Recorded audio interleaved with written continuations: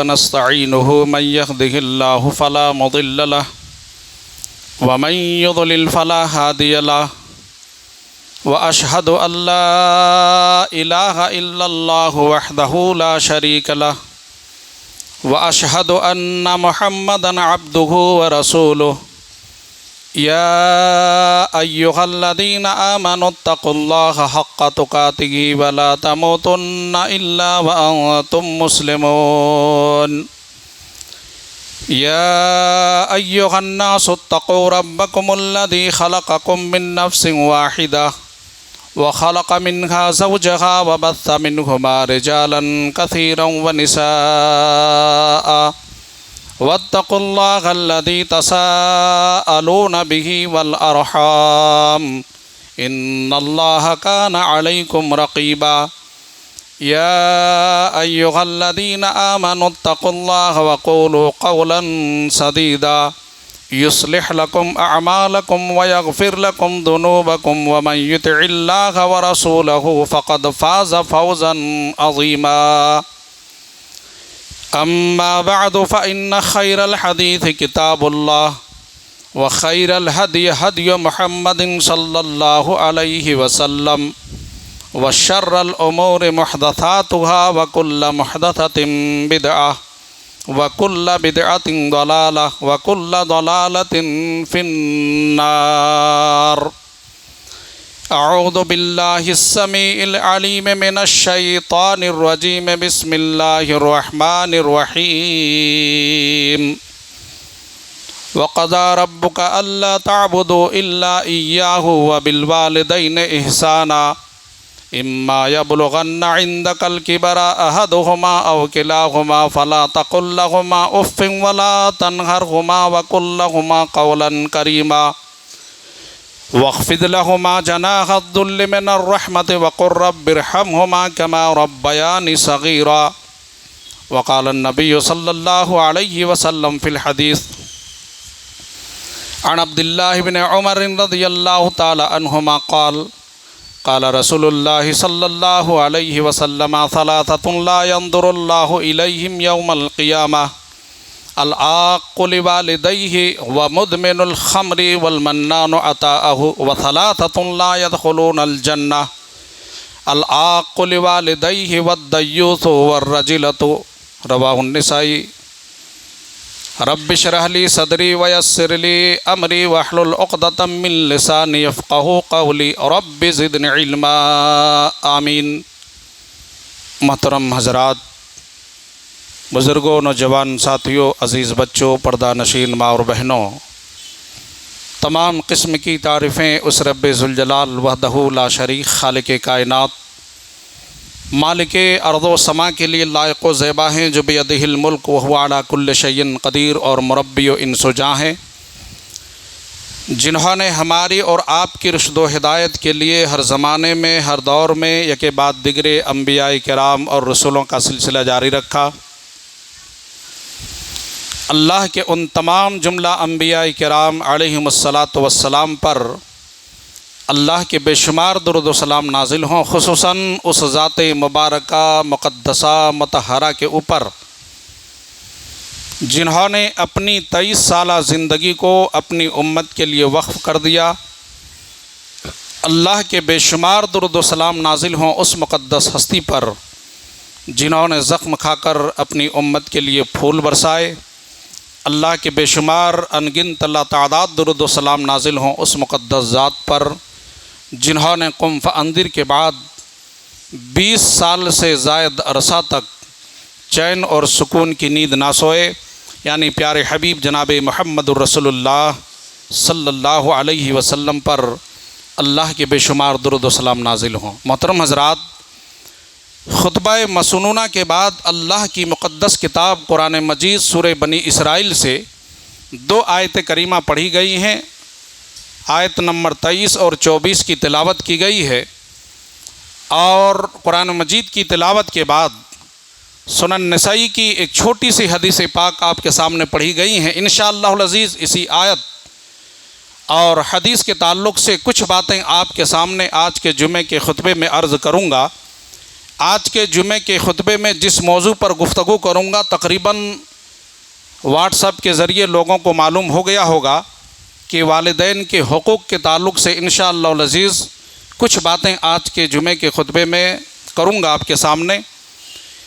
اسلامی بھائیوں، آپ اس بات کو سب سے پہلے اچھی طرح سے ذہن میں بٹھا لیجئے کہ اسلام دو چیزوں کے مجموعے کا نام ہے، ایک حقوق اللہ اور دوسرا حقوق العباد، اور یہ دونوں لازم ملزوم چیز ہیں۔ جس طرح حقوق اللہ لازم ہے اسی طرح حقوق العباد بھی لازم ہے۔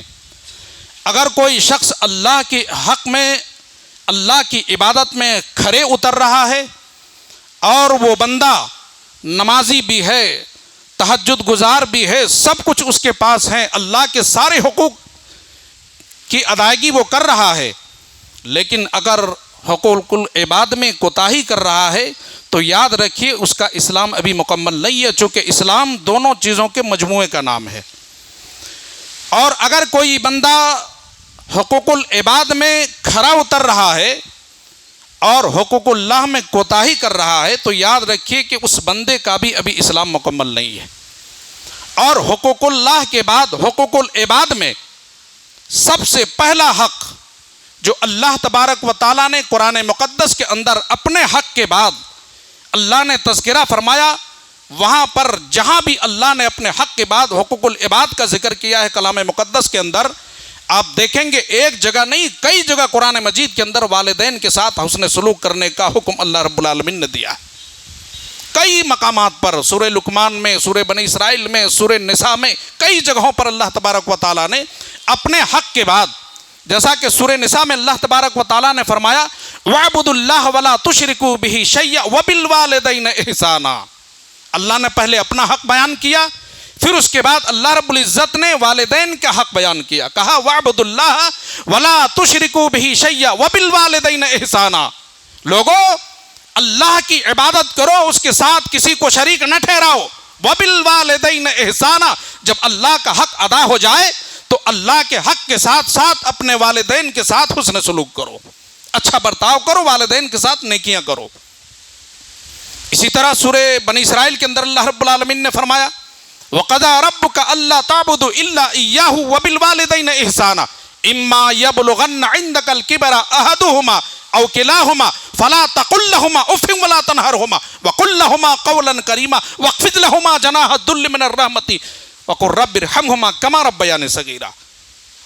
لوگوں، یہ تیرے رب کا فیصلہ ہے، وَقَضَىٰ رَبُّكَ، تیرے رب کا یہ فیصلہ ہے، اللہ نے یہ فیصلہ کر دیا ہے۔ اللہ کہہ رہا ہے میرے بندو یہ تیرے رب کا فیصلہ ہے کہ تم اللہ کے ساتھ کسی کو شریک نہ ٹھہراؤ۔ یہاں بھی اللہ نے پہلے اپنا حق بیان کیا، توحید کا ذکر کیا، اور پھر توحید کے ذکر کے بعد اللہ رب العزت نے ماں باپ کے ساتھ حسن سلوک کا ذکر کیا ہے۔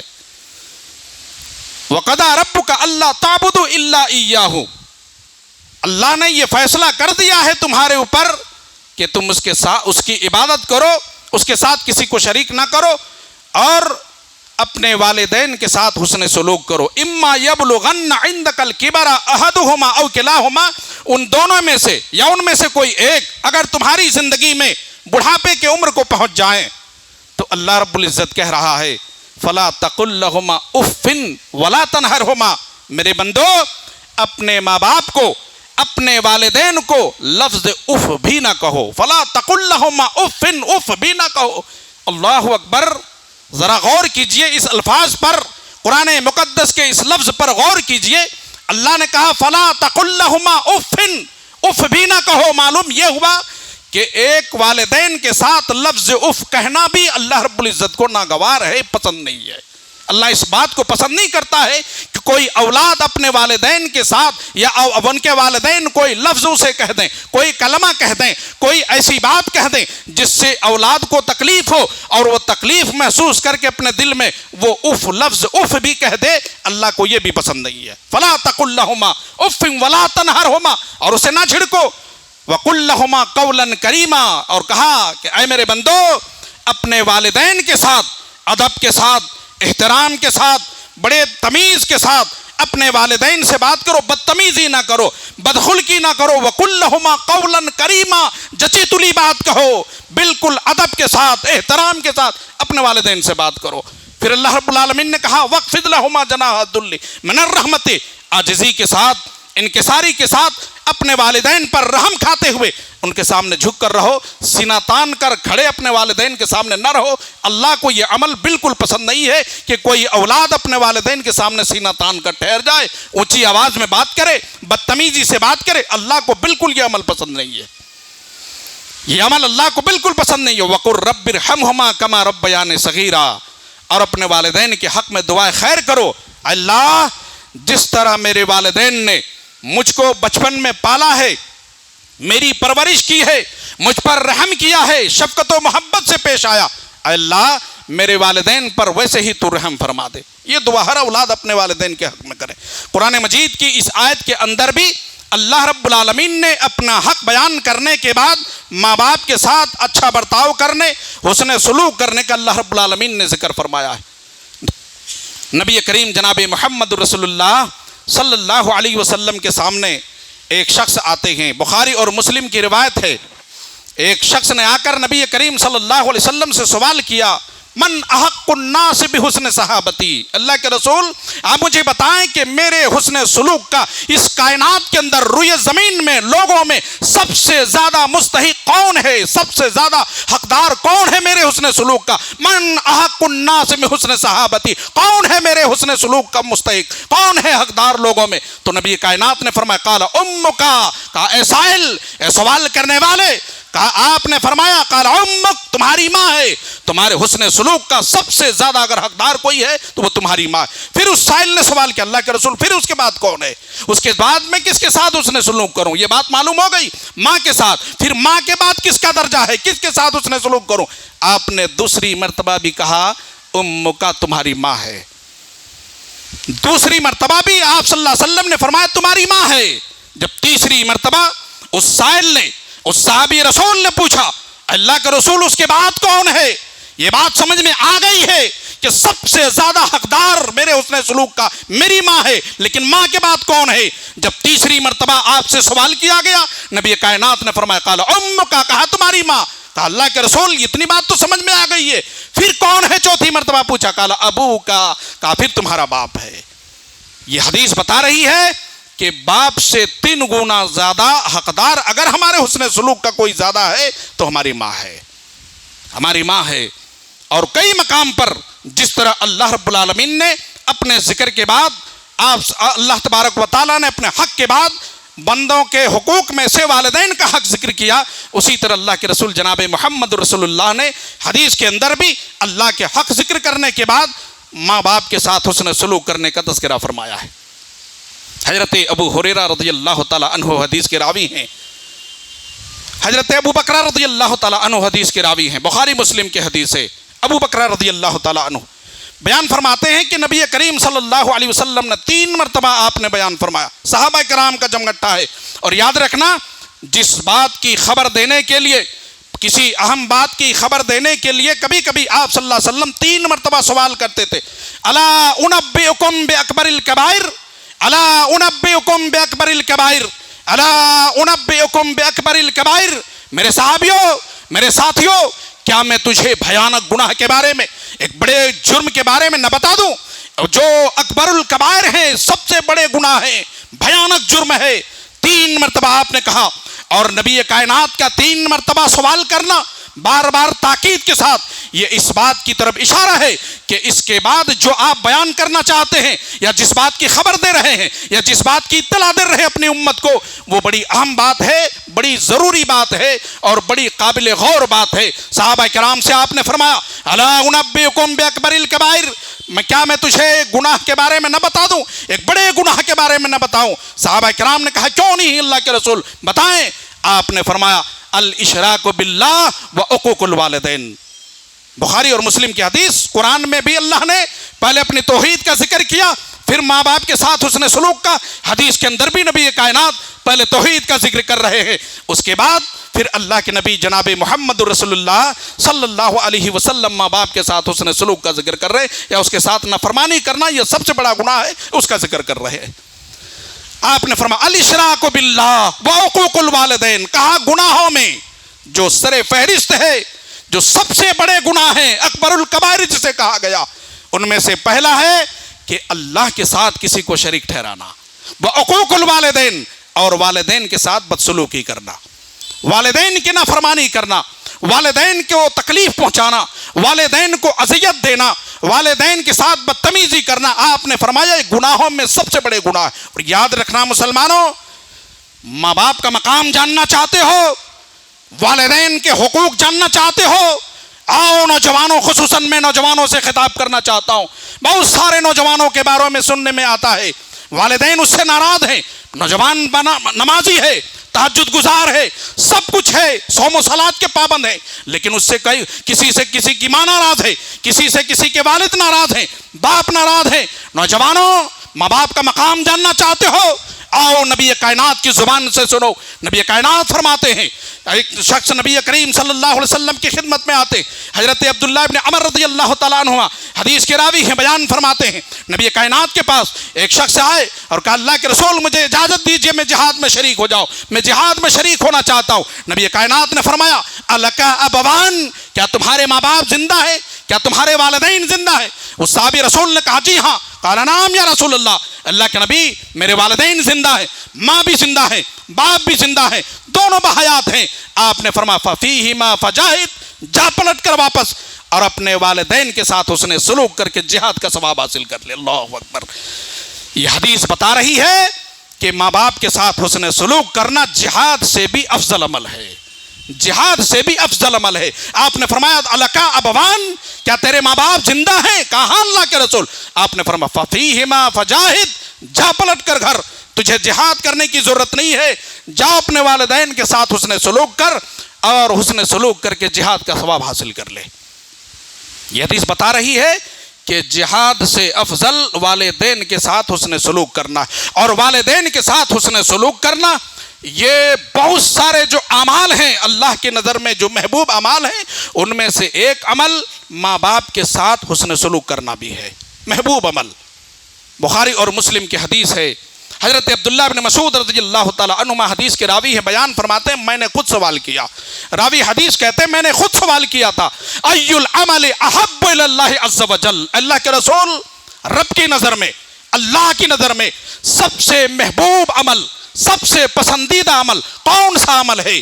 تو نبی کریم صلی اللہ علیہ وسلم نے فرمایا الصلاۃ علی وقتہا، پہلے اللہ کا حق بیان کیا، پھر اس کے بعد نماز کے بعد اللہ کے رسول نے ماں باپ کا تذکرہ فرمایا، کہا الصلاۃ علی وقتہا، کہا اللہ کی نظر میں سب سے محبوب عمل اگر بندوں کا کوئی ہے تو وہ یہ ہے کہ وقت پر نماز ادا کرنا، جو رب نے وقت مقرر کر دیا ہے اس وقت پہ نماز کو ادا کرنا یہ اللہ کو سب سے محبوب عمل ہے، پسندیدہ عمل ہے۔ کہا اس کے بعد پھر کون سا عمل؟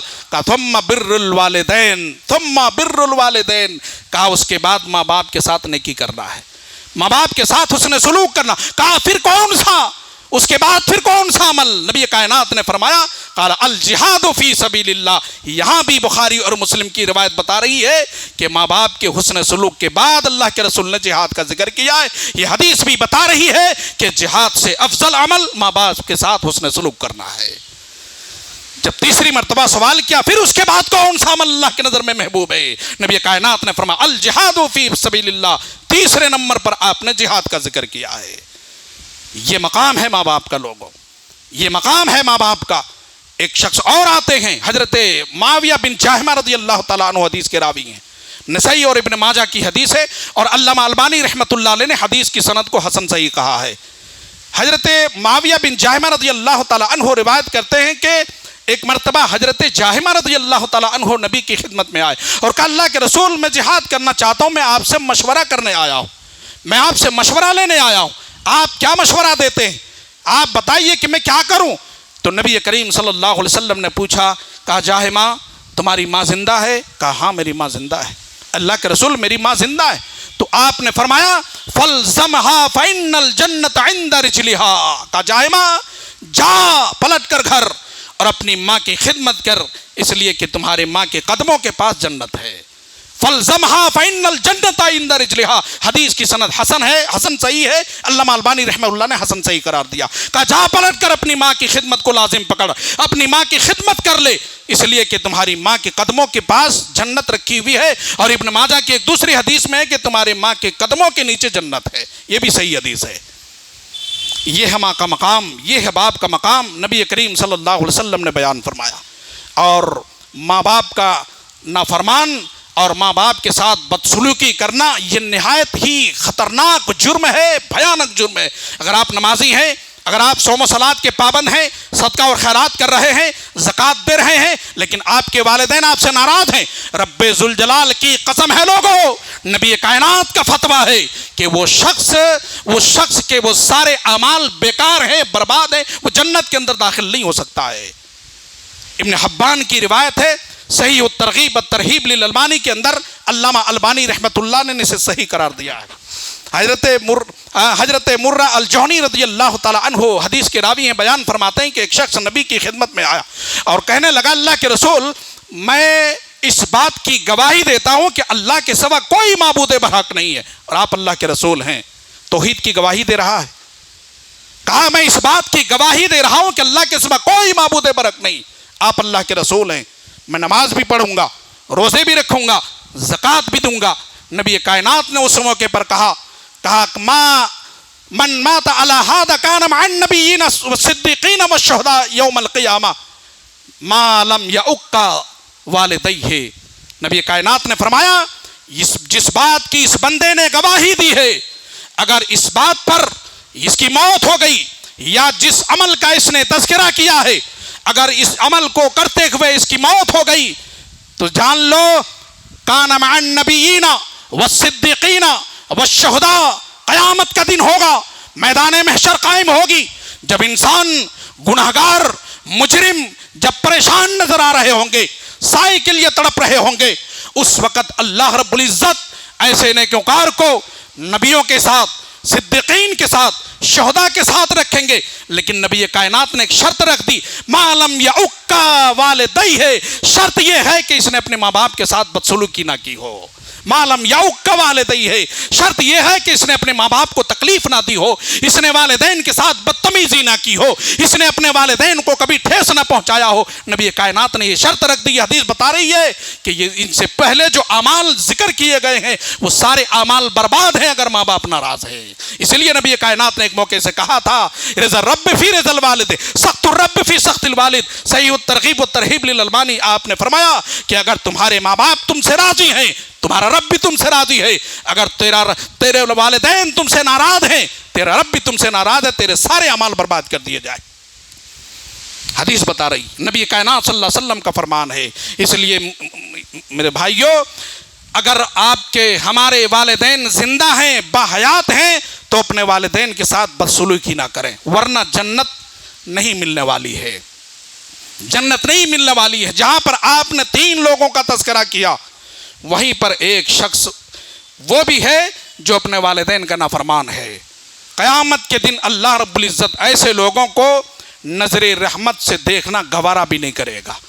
کون لوگ ہوں گے؟ ان عبداللہ بن عمر رضی اللہ تعالی عنہما قال رسول اللہ صلی اللہ علیہ وسلم ثلاثۃ لا ينظر اللہ الیہم یوم القیامہ العاق لوالدیہ ومدمن الخمر والمنان عطاءہ وثلاثۃ لا يدخلون الجنہ العاق لوالدیہ والدیوث والرجلۃ۔ وہاں بھی 3 گناہگاروں کا تذکرہ کیا، ادھر بھی کیا، اور تینوں میں سب سے پہلے والدین کے نافرمان کا آپ نے تذکرہ فرمایا۔ کہا 3 شخص ایسے ہوں گے جس کی طرف نظر رحمت سے اللہ قیامت کے دن نہیں دیکھے گا۔ لا ينظر اللہ الیہم یوم القیامہ، قیامت کا دن ہوگا جب رب کی رحمت کے لیے تڑپ رہے ہوں گے لوگ، اللہ اس بندے کی طرف نظر رحمت سے دیکھنا بھی گوارا نہیں کرے گا۔ کون لوگ ہوں گے؟ آپ نے فرمایا العاق لوالدیہ، پہلا وہ شخص جو اپنے والدین کا نافرمان ہے، جس نے اپنے والدین کو کبھی تکلیف دی ہوگی اور تکلیف دے کر پھر اپنے والدین سے اس نے معافی نہ مانگی ہو، اسے پھر منا نہ لیا ہو، اس کو راضی نہ کر لیا ہو۔ العاق لوالدیہ، ماں باپ کا جو نافرمان ہے اس بندے کی طرف اللہ اپنی نظر رحمت سے نہیں دیکھے گا۔ نمبر 2 ومدمن الخمر، ہمیشہ شراب نوشی کرنے والا، ہمیشہ شراب پینے والا۔ جو شخص ہمیشہ شراب پیتا ہے، نبی کائنات علیہ الصلوۃ والسلام فرماتے ہیں کہ اس بندے کی طرف اللہ نظر رحمت سے نہیں دیکھے گا۔ نمبر 3 والمنان اتاہ، کسی بھائی نے کسی اپنے مسلمان بھائی کی زندگی میں احسان کیا ہو اور پھر اس نے احسان اس کو جتلا دیا ہو کہ ہم نے تمہارے ساتھ یہ احسان کیا تھا، تم بھول گئے، نبی کائنات فرماتے ہیں یہ بھی وہ شخص ہے جس کی طرف اللہ اپنی نظر رحمت سے نہیں دیکھے گا، اپنی نظر رحمت اس کی طرف سے ہٹا لے گا۔ وَثَلَاثَةٌ لَا يَدْخُلُونَ الْجَنَّةَ، اور 3 لوگ ایسے بھی ہوں گے جو جنت کے اندر داخل نہیں ہوں گے۔ نمبر 1 العاق لوالدیہ، یہاں بھی آپ نے ماں باپ کے نافرمان کا ذکر فرمایا کہ لا يدخلون الجنہ وثلاثة لا يدخلون الجنہ، 3 لوگ ایسے ہوں گے جو جنت کے اندر داخل نہیں ہوں گے۔ کون لوگ؟ العاق لوالدیہ، ماں باپ کا جو نافرمان ہوگا وہ جنت کے اندر داخل نہیں ہوگا، اگرچہ وہ نمازی ہوگا، اگرچہ وہ روزے دار ہوگا، اگرچہ وہ حاجی ہوگا، اگرچہ وہ صوم و صلات کے پابند ہوں گے، سارے اعمال اس کے نامہ اعمال میں موجود ہیں، ساری نیکیاں اس کے پاس موجود ہیں، لیکن اگر ماں باپ کا نافرمان ہے، نبی کائنات فرماتا ہے لا يدخلون الجنہ، وہ جنت کے اندر داخل نہیں ہوگا۔ نمبر 2 والدیوث، اور دوسرا وہ شخص، وہ دیوس جس کے گھر میں بے حیائی ہو، جس کے گھر میں فحاشی کا کام ہو، جس کے گھر میں بدکاری ہو، اور وہ دیکھتا بھی ہو، جانتا بھی ہو کہ ہمارے گھر میں یہ برائی ہو رہی ہے اور خاموشی کے ساتھ وہ بیٹھا ہوا ہے، وہ اس سے روک نہیں رہا ہے، ایسے انسان کو نبی کائنات نے دیوس کہا ہے، کہا یہ دیوس بھی جنت کے اندر داخل نہیں ہو۔ والرجلۃ، اور تیسرا وہ شخص، وہ عورت جو مردوں کی مشابہت اختیار کرتی ہوں، مردوں کی وضاقتہ اختیار کرتی ہوں، وہ عورت بھی جنت کے اندر داخل نہیں ہوں گی۔ تو اس حدیث کے اندر جو 3 لوگوں کا تذکرہ آپ نے فرمایا، ان میں سے ایک ماں باپ کے نافرمان کا تذکرہ فرمایا ہے۔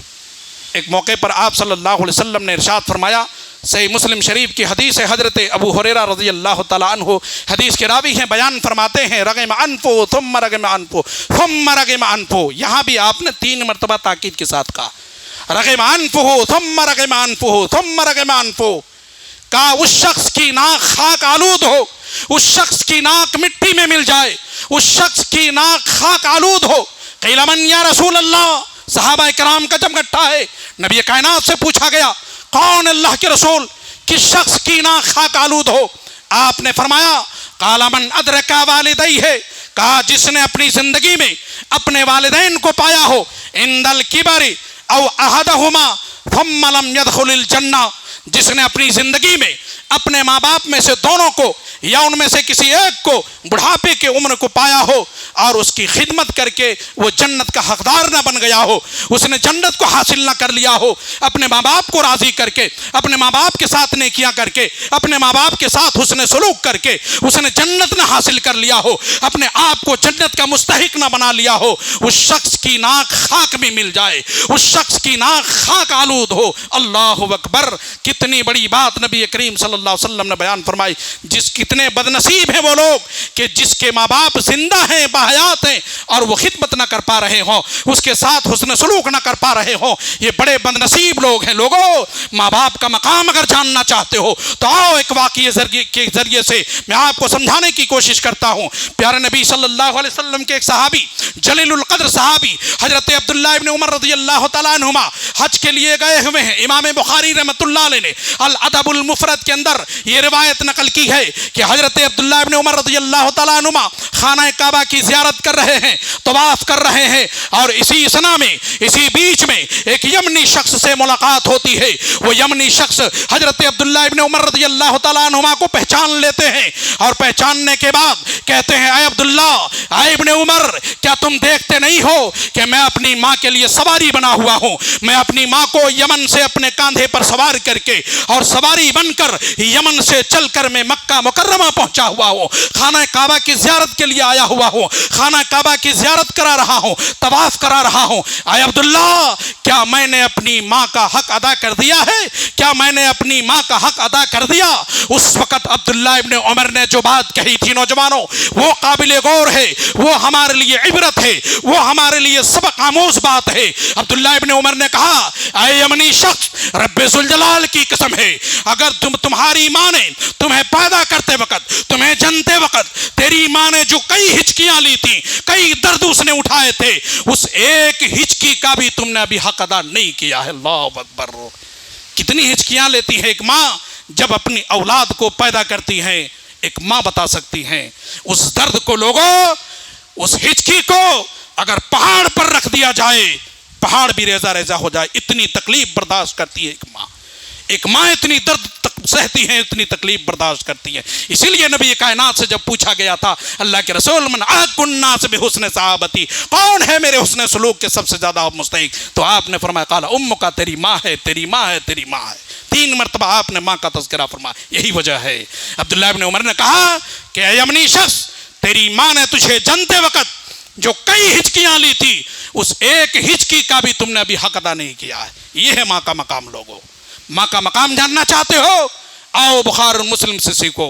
بخاری اور مسلم کی حدیث ہے، حضرت ابو ہریرہ رضی اللہ تعالی عنہ حدیث کے راوی ہیں، بیان فرماتے ہیں کہ نبی کریم جناب محمد رسول اللہ صلی اللہ علیہ وسلم نے ارشاد فرمایا، بنی اسرائیل کے اندر ایک بہت بڑا عابد اور زاہد انسان تھا جس کا نام جریج تھا۔ بڑا عابد تھا، بڑے عبادت گزار تھے، اور اس نے اپنی عبادت کے لیے ایک عبادت خانہ بنا رکھا تھا، ایک کٹیا بنا رکھا تھا جس کے اندر گھس کر وہ صبح سے شام تک اور شام سے صبح تک ہر وقت وہ اللہ کے عبادت میں لگے رہتے تھے۔ عبادت، بہت ہی زیادہ عبادت گزار بندے تھے۔ اس کی عبادت کا چرچا بنی اسرائیل کے اندر بہت زیادہ ہو چکا تھا۔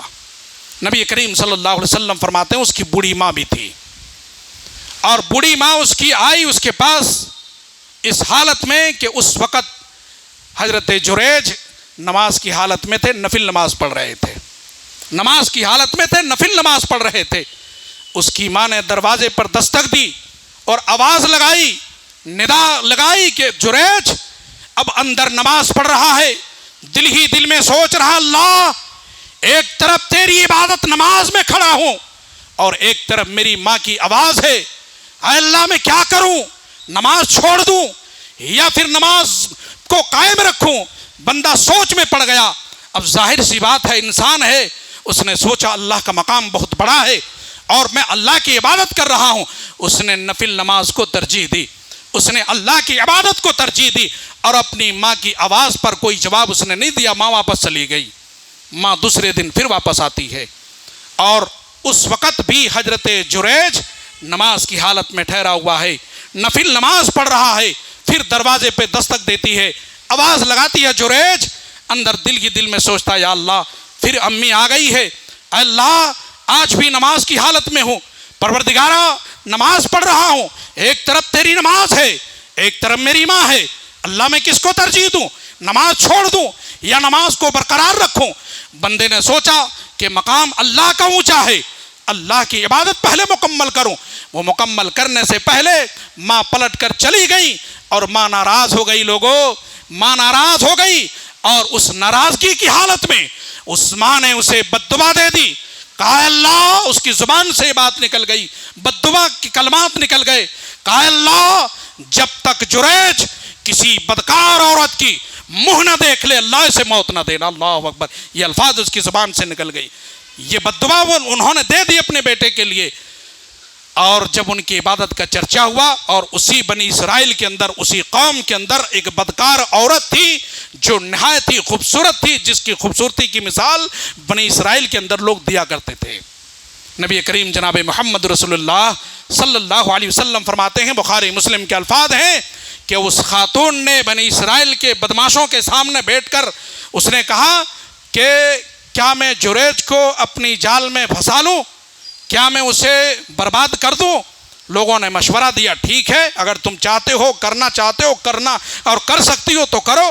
بہرحال وہ اپنے آپ کو جریج کے حوالے کرتی ہے، اور اسے بدفعلی کی طرف، بدکاری کی طرف دعوت دیتی ہے، لیکن حضرت جریج نے اس کی دعوت کو انکار کر دیا اور اس نے اپنے دامن کو بچا لیا۔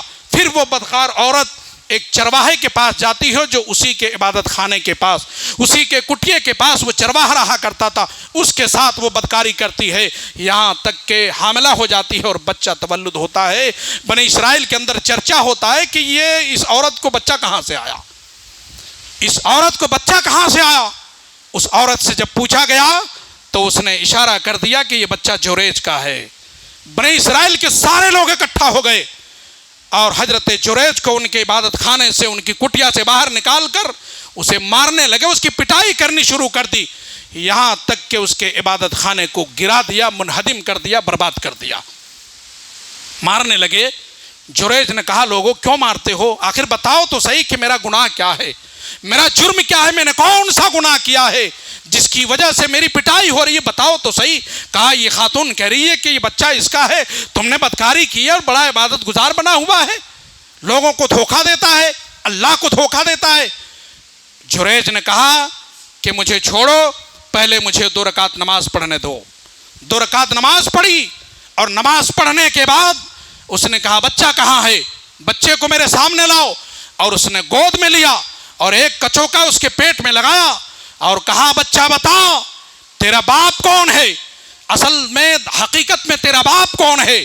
نبی کائنات فرماتے ہیں جو 3 بچے ماں کے گود میں جنہوں نے کلام کیا ہے ان میں سے پہلا حضرت عیسیٰ علیہ السلام ہے، ان میں سے ایک وہ بچہ بھی ہے جب جریج نے، اس عابد نے، اس زاہد نے، اس پرہیزگار نے جب نماز پڑھ کر اللہ سے دعا کی، اے اللہ یہ کیسا امتحان لے رہا ہے مجھ سے، یہ کس آزمائش میں مبتلا ہو گیا ہوں، اے اللہ واضح کر دے لوگوں کے سامنے، میری برات کو واضح کر دے، اعلان کر دے۔ اس بچے کو کچوکا لگایا اور کہا بچے بتا تیرا باپ کون ہے۔ وہ بچہ آواز دیتا ہے، کلام کرتا ہے کہ میرا باپ حقیقت میں چرواہا ہے۔ سارے لوگوں کی توجہ اس چرواہے کی طرف ہو جاتی ہے، اس چرواہے کو پھر مارنے پیٹنے لگتے ہیں اور سارے لوگ دوڑ کر جریج کے پاس آتے ہیں، چومتے ہیں اس کے ہاتھ کو، معافی مانگتے ہیں، کہتے ہیں جریج کہو آج تیری عبادت ظاہر ہو گئی ہے اور تیرا زہد اور تقوی آج معلوم ہوا ہے، ہم تیرے عبادت خانے کو برباد کر دیں، کہو تو ہم سونے کا بنا دیں۔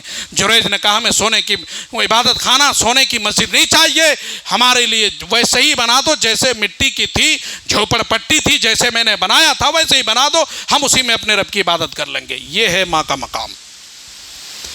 یہ حدیث بتا رہی ہے کہ نفل نماز سے بڑھ کر ماں کی خدمت ہے، نفل نماز سے بڑھ کر ماں کی خدمت ہے، یہ حدیث کے الفاظ بتا رہی ہیں۔ چونکہ وہ نفل نماز پڑھ رہے تھے، ماں ناراض ہو کر واپس چلی گئی تو ماں نے اس کے حق میں بد دعا دے دی۔ اللہ اکبر، یہ ماں کا مقام ہے لوگوں۔ اس لیے مسلمانوں اپنی ماں کو کبھی ناراض نہ کرو، اسے تکلیف نہ دو، اسے اذیت نہ پہنچاؤ، اللہ کو یہ عمل بالکل پسند نہیں ہے۔ ماں کا مقام اور جاننا چاہتے ہیں؟ علامہ احسان اللہ ظہیر رحمہ اللہ کا ایک خطاب ہے اور الحمدللہ ان کی ساری تقریریں، ان کے سارے خطابات آج بھی تحریر کی شکل میں، کتاب کی شکل میں موجود ہے۔ علامہ احسان اللہ ظہیر نے اپنے خطاب کے اندر ایک مرتبہ کہا تھا، حضرت اویس قرنی رحمۃ اللہ علیہ جو تابعی ہیں، اور وہ ایسے تابعی جو نبی کی زندگی کے تابعی ہیں، نبی موجود ہیں لیکن تابعی ہیں، نبی سے ملاقات کا شرف حاصل نہیں ہو سکا۔ جانتے ہیں کیوں؟ یمن کے رہنے والے تھے، یمن میں تھے، لیکن ماں کی وجہ سے، ایک بوڑھی ماں تھی، اس کی خدمت کرنے کی وجہ سے نبی کریم صلی اللہ علیہ وسلم سے ملاقات کے لیے وہ مکہ مدینہ منورہ نہیں آ سکے۔ اللہ اکبر، اور اس سے صحابیت کے شرف سے محروم ہو گئے۔ اگر نبی سے ملاقات ہو جاتی ایمان کی حالت میں تو صحابی بن جاتے، اور صحابی کا مقام جانتے ہیں؟ رضی اللہ عنہم ورضوا عنہ فإن آمنوا بمثل ما آمنتم به فقد اهتدوا، یہ مقام ہے صحابہ کرام کا۔ لیکن ایک ماں کی خدمت کے لیے اس صحابیت کے مقام سے اور اس شرف سے محروم رہے صحابیوں کا، جبکہ مقام اتنا اونچا ہے۔ سورہ حجرات کا مطالعہ کرو لوگوں، کئی آیتوں میں اللہ نے صحابہ کا مقام تذکرہ کیا ہے۔ سورہ محمد کے اندر، سورہ فتح کے اندر کئی جگہوں پر اللہ رب العالمین نے صحابہ کا عظمت، صحابہ کی شان، اس کی عظمت، اور سورہ نور کے اندر بھی اللہ رب العالمین نے کئی جو ایک آیت میں اللہ رب العالمین نے صحابہ کی عظمت بیان کیا ہے۔ صرف ماں کی خدمت کے لیے علامہ احسان اللہ ظہیر اپنے خطاب کے اندر کہہ رہے تھے کہ نبی کائنات علیہ السلام نے پیغام بھیجا، جب اویس کرنی نے کہا اللہ کے رسول میرا دل تڑپ رہا ہے آپ سے ملاقات کے لیے، میں آپ سے ایک ملاقات کر لوں، صرف بس ایک مرتبہ آپ کی دیدار نصیب ہو جائے، مجھے صحابیت کا شرف حاصل ہو جائے گا، میں صحابہ کا مقام حاصل کر لوں گا۔ نبی کائنات نے پیغام بھیجا، اویس جب تک تیری ماں زندہ ہے تو مجھ سے ملاقات کر، لیکن یہ نا اپنی ماں کی خدمت کرتا رہا، آج دنیا میں تجھ سے ملاقات نہ ہو سکی، ٹھیک ہے، کل قیامت کے دن میں جنت کے دروازے پہ تم سے ملاقات کر لوں گا۔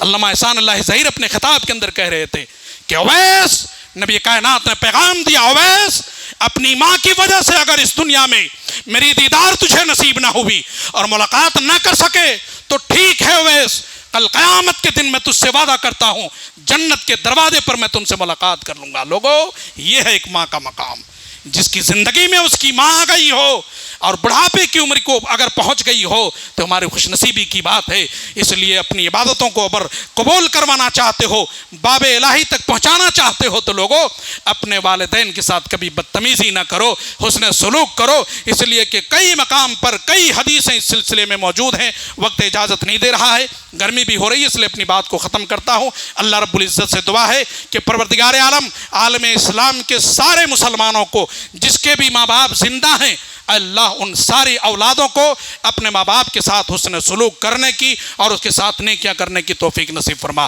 پروردگار عالم عالم اسلام کے مسلمانوں کی جان، مال، عزت و آبرو، ایمان غیر محفوظ ہیں، اللہ مسلمانوں کی جان، مال، عزت و آبرو، ایمان کی اور اس کی توحید کی حفاظت فرما دے۔ پروردگار عالم عالمی پیمانے پر ہماری ماں اور بہنوں کی عزت و آبرو غیر محفوظ ہیں، اللہ ہماری ماں اور بہنوں کی عزت و آبرو کی، اس کے ایمان اور اس کی توحید کی حفاظت فرما دے۔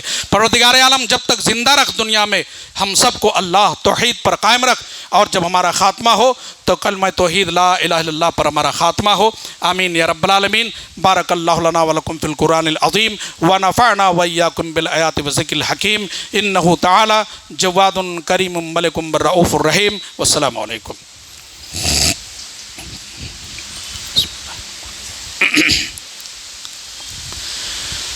الحمد للہ نحمدہ ونستعینہ، من یہدہ اللہ فلا مضل لہ ومن یضلل فلا ہادی لہ، واشہد ان لا الہ الا اللہ وحدہ لا شریک لہ، واشہد ان محمدا عبدہ ورسولہ، اما بعد۔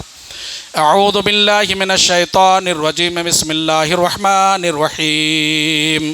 ان اللہ وملائکتہ یصلون علی النبی یا ایھا الذین آمنوا صلوا علیہ وسلموا تسلیما۔ اللہم صل علی محمد وعلی آل محمد کما صلیت علی ابراہیم وعلی آل ابراہیم انک حمید مجید۔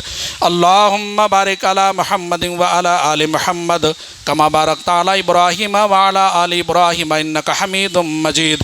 عباد اللہ رحمکم اللہ، ان اللہ یأمر بالعدل والإحسان وإیتاء ذی القربى وینہی عن الفحشاء والمنکر والبغی یعظکم لعلکم تذکرون۔ اذکروا اللہ وجل واتم واکبر۔